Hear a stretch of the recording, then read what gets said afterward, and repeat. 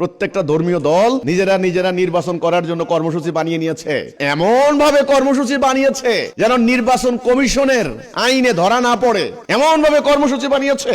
আন্তর্জাতিক মানবাধিকার সংস্থা হিউম্যান রাইটস, জার্মান প্রতিনিধি দল, ইংল্যান্ড প্রতিনিধি দল, আমেরিকার প্রতিনিধি দল, সুইজারল্যান্ডের প্রতিনিধি দল যখন আসে, তাদের সামনে ইনিয়ে বিনিয়ে বলতে পারে, আপনারা কি চান? আমরা কল্যাণ রাষ্ট্র চাই, ওয়েলফেয়ার স্টেট চাই। আমরা খুব ভারী ভারী কি গলায়, ব্যারিস্টার তো ব্যারিস্টারি পড়ে আসছে না, ওই ওদের ওখান থেকে ডিগ্রি নিয়ে আসছে তো ব্যারিস্টার, ওনাকে আবার সুন্দর মতো কোট্টো টেনে টুনে বলে আমরা কল্যাণ রাষ্ট্র চাই, ইসলামিক কল্যাণ রাষ্ট্র চাই। এটা আবার কি বলছে? ইসলামের নীতি নৈতিকতার উপরে, ইসলামের নীতি নৈতিকতা। আর এই আবুল জনগোষ্ঠীরে বোঝায় কি? কোরআন সুন্নাহর বাহিরে কোনো আইন করা হবে না। আল্লাহ রসুলের কর্মসূচি যেখান থেকে রসুল বলছেন যে আধাত সরে গেলে ইসলামের রশি খুলে যাবে, ওটা বলেন না কেন? এক নাম্বার, ঐক্যবদ্ধ হইতে হবে। এত পীরগিরি চলে না, এত ফেকা তফসির মাসালা, এত নিয়া বিভক্তি চলে না। বাগাবাগি করে টুকরা টুকরা করে এই ফেরকা ওই ফেরকারে মুরতাদ ফতোয়া দিয়া বাড়িঘরের আক্রমণ, এই ফেরকা ওই ফেরকারে কাফের ফতোয়া দিয়া।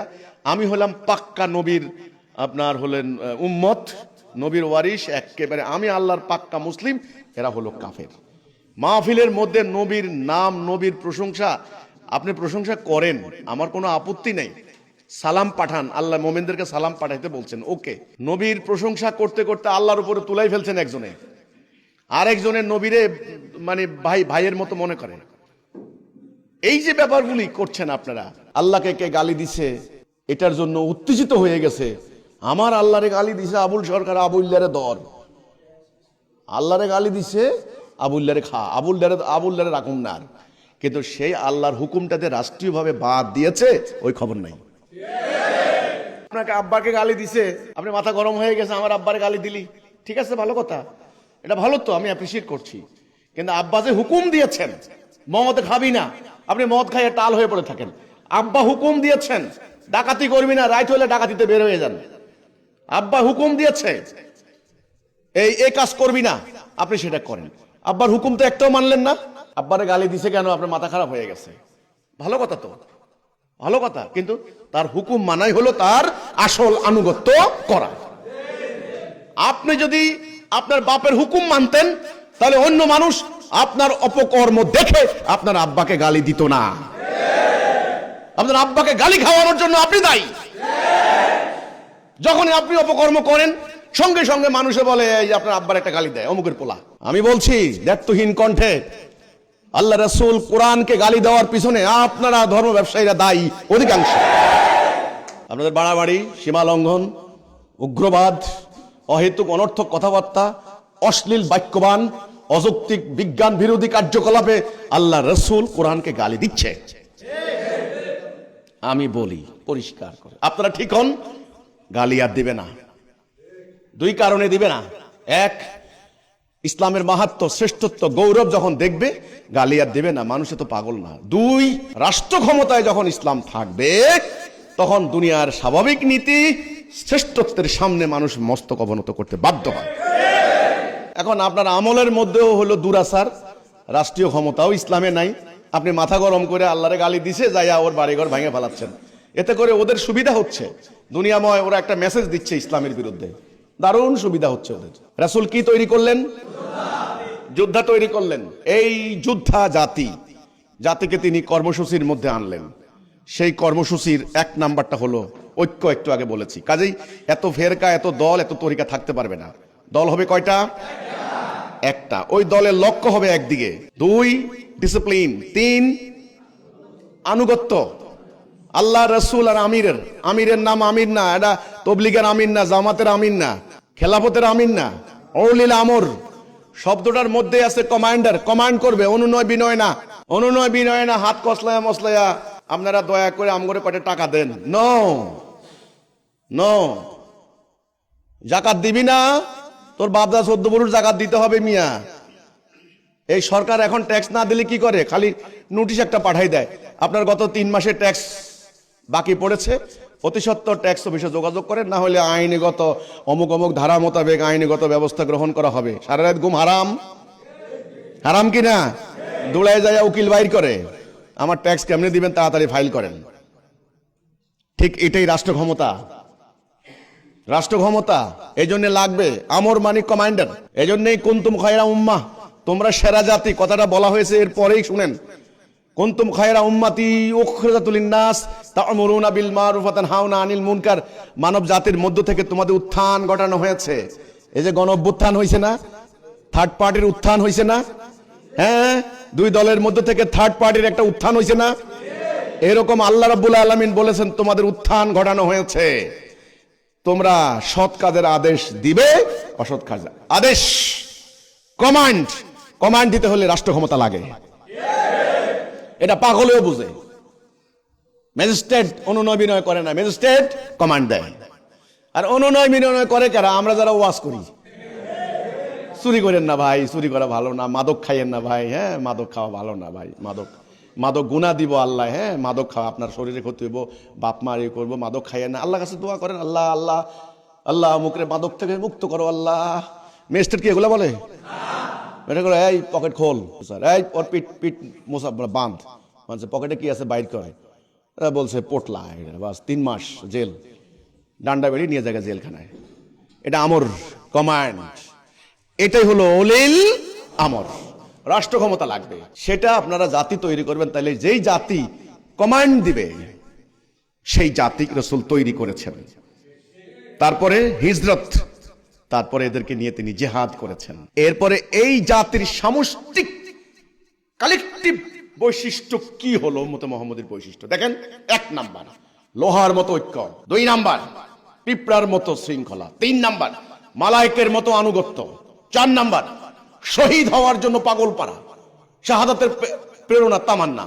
তারা জানে শহীদ হলে সর্বশ্রেষ্ঠ পুরস্কার। এরা পিঠ দেখাইতে শিখে নাই, পিছপা হতে শিখে নাই। 3 জন 30 জনের উপর আক্রমণ চালিয়েছে, 30 জন 3000-এর উপর আক্রমণ চালিয়েছে। মুতার যুদ্ধে 3000 2 লক্ষের উপর আক্রমণ চালিয়েছে। ইয়ারমুকের যুদ্ধে 30,000 খালিদ ইবনে ওয়ালিদ 2.5 লক্ষ রোমান সৈন্যের উপর আক্রমণ চালিয়েছে। পিছপা হয় না এই আর্মি। দুনিয়ার একটা মাত্র আর্মি সারেন্ডার করতে জানে না। একটা মাত্র আর্মি, আল্লাহ কোরআনে বলেছেন সন্ধির প্রস্তাব করবে না। উম্মতে মুহাম্মদের সন্ধির প্রস্তাব করবে না, পালাবে না, পিঠ দেখাবে না। কারণ আল্লাহ বলেছেন পিঠ দেখাইলেই তোমার উপর গজব পড়বে। এই আর্মি ভূমধ্য সাগরের পাড়ে চলে গেছে, এই আর্মি চলে গেছে আটলান্টিকের তীরে। আল্লাহর কাছে বলছে, আল্লাহ তোমার জমিন থাকলে আমি আল্লাহ তোমার দিন নিয়ে যাইতাম। এই আর্মি রোমান সেনাপতির সামনে দাঁড়িয়ে বলেছেন, তোমরা দুনিয়াকে যেমন ভালোবাসো আমরা আখিরাতকে তেমন ভালোবাসি। দুনিয়াতে আমরা কিছু চাই না, এক প্রস্ত কাপড় আর এক মুঠো ভাত, আর কিছু চাই না। পরকালে আমাদের সব, আমরা শহীদ হতে চাই। আমাদের প্রত্যেক নারী পুরুষ সারা রাত আল্লাহর কাছে তাহাজ্জুদ পড়ে দোয়া করে, আল্লাহ আমার আগামী দিন তুমি আমাকে শহীদ করো। এই আর্মি রাসূলুল্লাহ তৈরি করেছেন। দুনিয়ার কোন সেনাপতি পেরেছে? কোন আর্মি পেরেছে? যারা রণাঙ্গনে আগামীকাল নারী পুরুষ শিশু বৃদ্ধ সবাই শহীদ হতে চায়। এই সেনাবাহিনীর প্রত্যেকটা সদস্যের শরীরে কোনো না কোনো অস্ত্রের আঘাত ছিল। এদের প্রত্যেকের মৃত্যু, অধিকাংশের মৃত্যু হয়েছে বিদেশের মাটিতে, জন্মভূমিতে হয় নাই। পৃথিবীর ইতিহাসে এমন আর্মি, এমন সেনাবাহিনী আর কেউ তৈরি করতে পেরেছে। একটা হালাকু খান, নিষ্ঠুরতার চূড়ান্ত।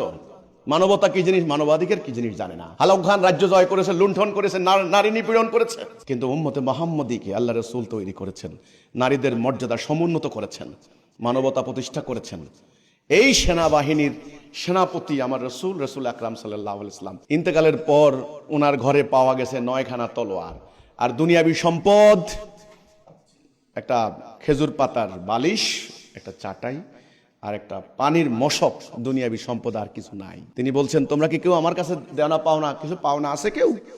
বলছে, আমি 10 দিরহাম পাবো। বলছে, দিয়ে দাও টাকা। আমি তোমাদের কাউকে আঘাত করেছি অন্যায় ভাবে? বলছে, আমার পিঠে একটা আঘাত করেছিলেন। তাহলে আস্তিন তিনি তুলে দিলেন, বলে আজকে প্রতিশোধ নাও।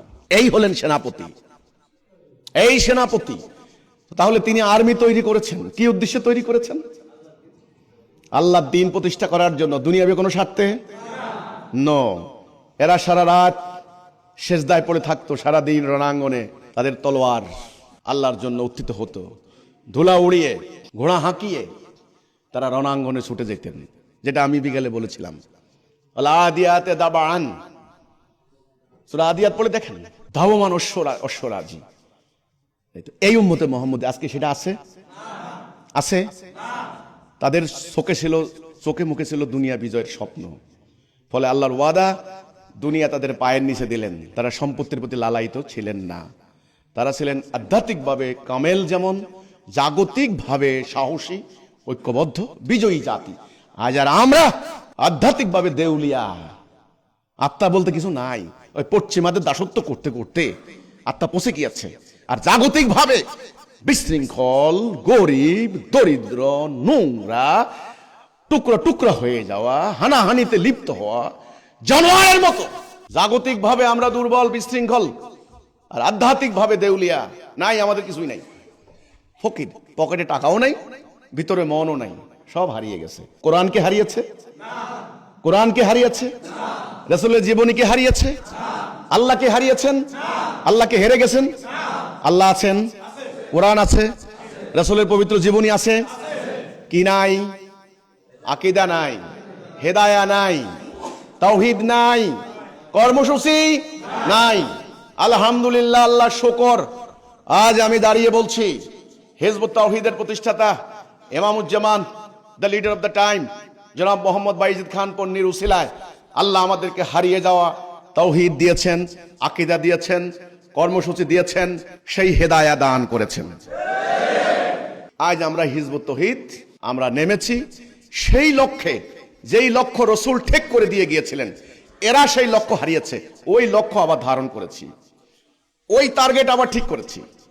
সেই কর্মসূচি, যেই কর্মসূচি এরা হারিয়েছে, আমরা আবার সেই কর্মসূচি ধারণ করেছি। সেই হেদায়া, সঠিক পথ এরা গায়েব করে দিয়েছে, সেই পথ আবার আমরা নির্মাণ করতে নেমেছি ইনশাআল্লাহ।